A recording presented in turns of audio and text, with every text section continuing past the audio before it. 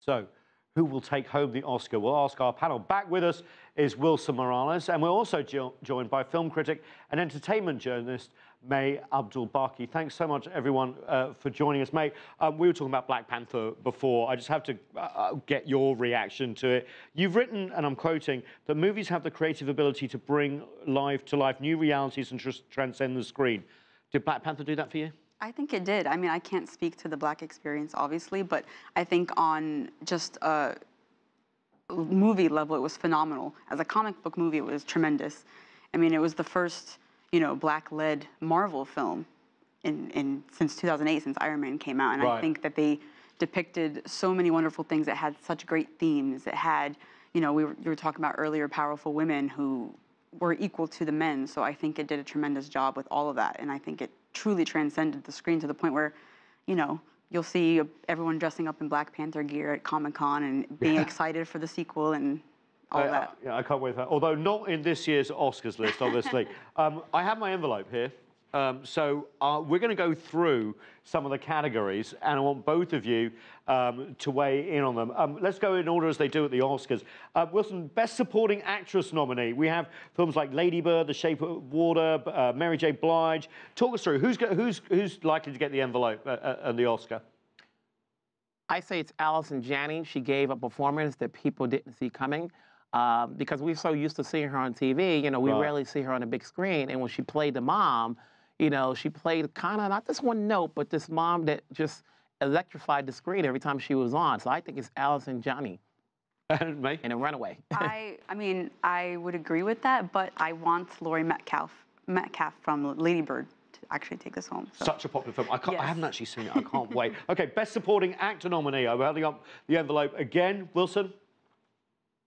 Sam Rockwell. There's been some talk about his character, whether or not it should have been nominated, whether or not he was racist and so forth. But, he had a defining moment. His character went two different ways. It was multi-dimensional. And Sam Rockwell has always been a respected actor who's done good work, but never really recognized in a bigger platform. This is it. And I think he wins it. Mae, Sam Rockwell?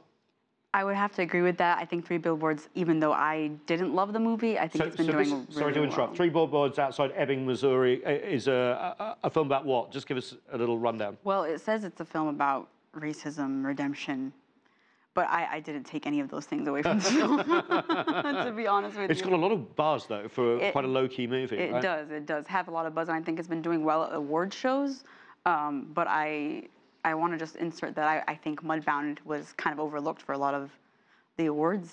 Well, that comes up in the next category, Best Actress, because Frances McDormand's in that. Got the envelope again, but also we've got Meryl Streep up for The Post. Mae, what do you think? Let's give you the Best Actress first. I mean, Meryl Streep is always a favorite to win, but I'm like trying The Post. to. I thought it was good, but yes, I'm a journalist, It was good, and I think it was timely, and I think it needed to be seen.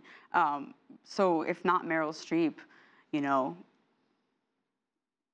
probably Frances McDormand might take it home. Wow, Three Billboards really could. Right, I think it's going to sweep the awards, even though, again, Wilson, what about you, Best Actress? I think it's Frances. I think, Wow, you're agreeing. The fact that Meryl got nominated was great. I agree, it's Frances. I think, when we start getting to these awards, you have these little awards before that, the Golden Globes, the Critics' Choice Awards, and I think people start, you would get 5 nominees, but it then boils down to 2. Or actually 3, if there's going to be a surprise there, it could either be Margot Robbie or Saoirse Ronan for the Lady Bird, but I think it's Frances. Best Actor. Here's my envelope again. I'm going to hold it up.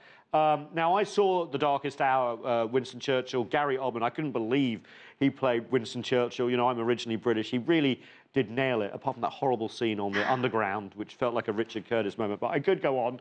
Mae, you've seen the film. Do you think Gary Oldman's got it? I mean, I feel like Gary Oldman made this movie specifically for him to win an award. So I feel like after all these years, he might probably take it home after all this time. Wilson, do you believe with the cynical Mae that he did it just to get the Oscar? I wouldn't say it like that, but sometimes you go into these, going in, when you have these biopics, sometimes, you say it's tailor-made to get a nomination. And along with the outfit and the makeup and the prosthetics and the weight gain, you could hardly tell it was Gary Oldman. That's how good he was. with respect to the other nominees, I think Gary Oldman wins this in a walk. I like Denzel Washington too in Roman J. Israel Esquire. I just thought it was a great role. But it was not a good film. Well, I don't know. I like the film, but you know, not a good film. Maybe that's why I'm not a film critic, obviously. Okay, best director. Mae, you know, I saw Dunkirk. God, I only watched the British movies. It's terrible. I thought it was visually incredible, and because it's my country of origin, you know, it really pulled at the heartstrings. It was a beautiful movie. What do you think? I agree. It was a beautiful film. So I think it was technically very accurate and visually stunning. So what about the director? Do you think that Christopher Nolan's got it, or who else is up for it? That's a tough call, but yeah, I would say Christopher Nolan. I mean, he's made so many films, and while Dunkirk isn't my personal favorite, I think that sometimes Oscars are a little bit delayed in trying to give people awards much later on. Like Steven Spielberg? Right. So, I mean, Christopher Nolan has a good shot at it. I think Steven Spielberg is also nominated, so it could go to one of those two, I believe. No, we haven't heard about The Shape of Water, which is supposed to be, you know, one of the big films. No, you're right. What about Guillermo del Toro? Yes, he did win, I think, Directors Guild Award for that, so I think he has You're changing your mind? I am changing my mind. See, I'm asking all the right questions. Wilson, what do you think? Yeah. Best I would director. say it's Guillermo del Toro. You know, he's part of the three Latinos who've won more recently. You know, he stuck to his game, which is creating a fantasy film, but this is a film that people adored. You know, Christopher Nolan, when he did Dunkirk and it came out in July, everyone thought that was the favorite going in. So you knew he was going to get a nomination. It's the question of whether or not Dunkirk can hold on, you know, for that many months and still prevail to be the #1 film. But as we got, you know, towards the end, and The Shape of Water opened in December, it started a shift. And you started to see Guillermo del Toro be looked upon differently, because he's had, you know, he's done Pacific Rim and stuff like that. But this is the film that is within his realm that he loves to create. And you're seeing it through the awards that he won so far. Okay, and I think he's going to win it this one. We're going to go to Best Picture, but not quite yet, because we're going to sort of do what the Oscars do and string it along a little bit, because the Oscars itself is a production. The red carpet, but also politically charged. We just talked about Black Panther. People of color, will there be winning more? What will the Me Too movement look like, Mae? Is everyone going to wear black? Or are we going to be talking about guns? There's so much political, and then also, you know, are there going to be jokes about Donald Trump and not being able to find Wakanda on a map, you know? I mean, the Oscars, yes. Award season is very, very political. No matter what anybody says, movies are also very political. And so you can expect messages about Me Too, specifically from the women who are probably going to, you know, come up on stage during their speeches and talk about it. Harvey Weinstein will not be there, right? Right, he's not invited. But expect that. Expect, you know, I know that Jimmy Fallon, I think it was Jimmy Fallon. A late night host here. Right. Well, sorry, Jimmy Kimmel, who's hosting the award show, was talking about not wanting to have the survivors of sexual assault have to go through that again. But I think it's definitely a topic of conversation that will be very prevalent during the show. Okay, Wilson, just a quick one for you before we get to Best Picture.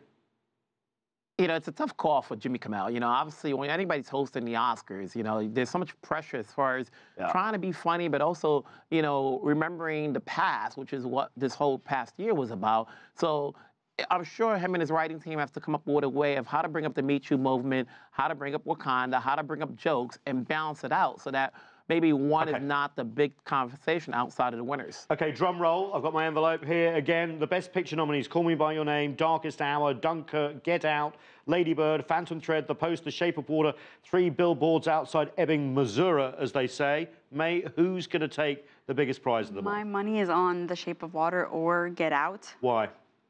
Get Out has been just, I mean, it came out last February. So February explain what Get Out is. It's a film, Jordan Peele made it. It's a horror film, but it's also tremendously socially and racially charged. And it's very... It's about a black boyfriend running away from... Right. Yeah. He goes to meet his white girlfriend's parents, and then stuff happens. Wilson, last word. Who's going to win the Best Picture? I say Get Out. You know, in the years we've had more recently, especially last year, you just don't know what's going to happen. You can't go along with always the favorite, which is The Shape of Water. And I think Get Out is starting to get a bigger momentum now, so I think it could win it. Well, you heard it here first, folks. Get Out apparently is going to win the Oscar, according to our panel. That's it for this edition of The Heat. I'm Nathan King in DC. We have to run. Thanks so much for being with us.